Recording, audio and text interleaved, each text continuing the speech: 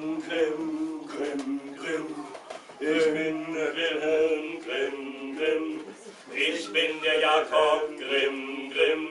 Ich bin der Jakob, Jakob Grimm. Grimm, Grimm, Jakob Grimm. Jakob, Jakob, Jakob Grimm. Grimm, Grimm. Die Ilse. Die Ilse? Die Ilse? Die Ilse, die unbekannte Schwester. Die unbekannte Schwester? Die unbekannte Schwester. Ja, richtig. Ja, richtig. Wir haben noch eine Schwester. Wäre ich beim Fleisch vorbeigekommen, hätte ich meine Wurst gekauft. Hätte ich meine Wurst gekauft, dann wäre mein Geld alle gewesen.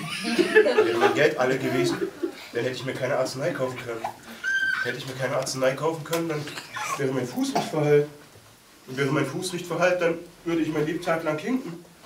Und würde ich mein Lebtag lang hinken, dann könnte ich nicht mehr schnell rennen.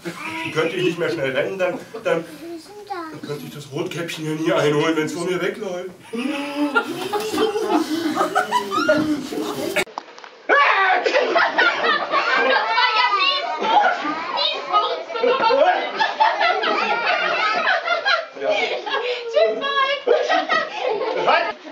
Aber Großmutter, was hast du denn für große Augen? Damit ich dich besser sehen kann. Aber Großmutter, was hast du denn für große Ohren?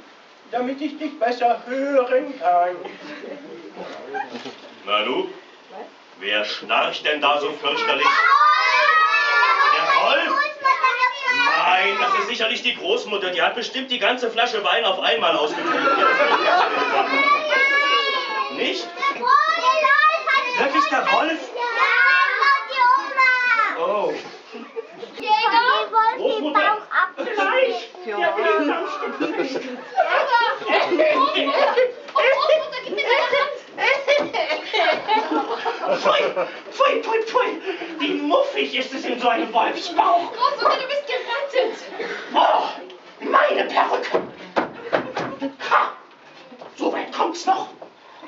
Aber Großmutter, was ist denn mit dem Jäger? Der Jäger? Der Jäger.